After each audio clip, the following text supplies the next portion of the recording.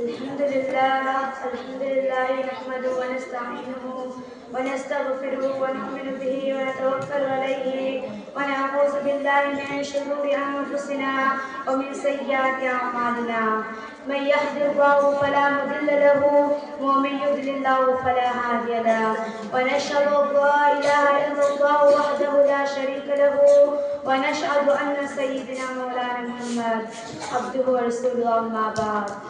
عزیز مبارک محفل میں مجھے اس موضوع کی لفظشائی ملی ہے اور میری موضوع کا نام ہے توحید خداوندی.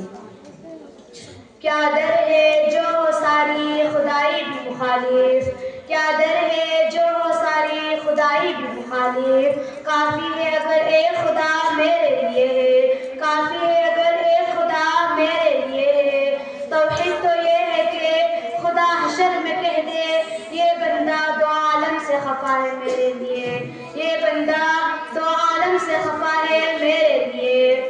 برادران اسلام، استاذ کرام، حاضران مجلس، اللہ کا لاکھ لاکھ احسان ہے ہم سب کو مسلمان بنایا اور کلمہ لا الہ الا اللہ کی دولت سے نوازا، اور سب سے بڑا احسان ہے ایسی نبی کی امت میں پیدا کیا جو کہ خاتم النبیین والمرسلین ہے. اللہ تعالیٰ نے انسانوں کی رسل ہدایت کے لیے 1,24,000 پیغمبر علیہ السلام کو دنیا میں مبعوث فرمایا. سارے انبیاء علیہ السلام کے مشن کا طریقہ ایک ہی تھا، سب کی آواز توحید کی آواز تھی، سب کا مشن توحید کا مشن تھا، سب کی تعلیم توحید کی تعلیم تھی، سب کی دعوت توحید کی دعوت تھا، سب کی سبق قولوا لا الہ الا اللہ تفلحون تھا. میرے بہنوں، اسی توحید کے لیے انبیاء علیہ السلام کو تکلیفیں اٹھانی پڑی، اپنے گھروں کو چھوڑنا پڑا، لوگوں کی دھمکیاں سننے پڑی. اسی توحید کے لیے انبیاء علیہ السلام قتل کیے گئے، لیکن توحید کی دعوت سے نہیں ہٹے. پھر باری آئی امام الانبیاء خاتم النبیین والمرسلین کی، تو آپ صلی اللہ علیہ وسلم نے یہی اعلان کیا، اے لوگوں قولوا لا الہ الا اللہ تفلحون. توحید کی آواز سن کر لوگ دشمن ہو گئے، راستے پر کانٹے بچھانے لگے، جسم مبارک پر گلازت ڈالی، طائف پر پتھر برسائے. اگر کوئی مسلمان یہ کہتا ہے لا الہ الا اللہ، نہیں ہے کوئی معبود اللہ کے سوا، نہیں ہے کوئی مشکل کشا اللہ کے سوا، نہیں ہے دکھ درد سننے والا اللہ کے سوا، نہیں ہے مصیبت میں کام آنے والا اللہ کے سوا، یہ جو ہو رہا ہے دنیا میں تمام کی تمام چیزیں لا الہ الا اللہ کی تقاضے کے خلاف ہے، نبی کریم صلی اللہ علیہ وسلم کے تعلیمات کے خلاف ہے، ائمہ مجتہدین کے فتویٰ کے خلاف ہے، صحابہ رضی اللہ عنہ کے تائید کے خلاف ہے. میری بہنوں، قرآن میں صاف صاف اعلان کر رہا ہے یَهْبُ لِمَن يَشَاءُ إِنَاثًا وَيَهْبُ لِمَن يَشَاءُ.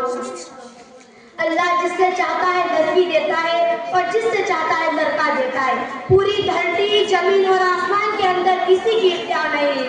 اگر اختیار ہے تو اللہ کو ہے، اگر مشکل کشا ہے تو اللہ کو ہے، اگر حاجت روا ہے تو اللہ کو ہے، اگر مدد کرنے والا ہے تو اللہ کو ہے. ایک قبروں میں جا کر سجدہ کرنے والوں، اللہ کے علاوہ دوسروں کو مشکل کشا اور حاجت روا جاننے والوں، نبی کریم صلی اللہ علیہ وسلم کی جواب سنو اور اپنے عقیدے کو درست کرو. نبی کریم صلی اللہ علیہ وسلم فرماتا ہے، اے نبی، اے عائشہ، میں اولاد دینے کا کام میرے نہیں بلکہ اللہ کا کام ہے. قرآن میں صاف کہتا ہے، اے نبی آپ کہہ دیجئے میرے خزانہ اللہ کے پاس ہے.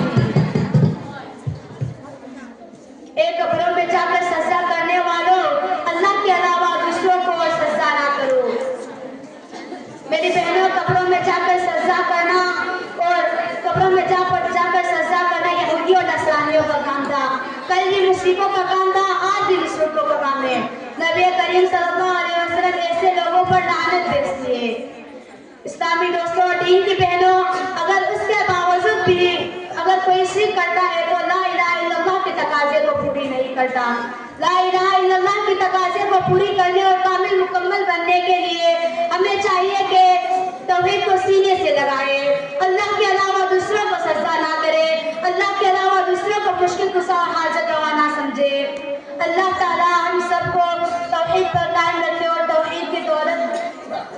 کی دولت عطا کر کے اپنے در کی پکاری کو عطا فرمائے. وآخر دعوانا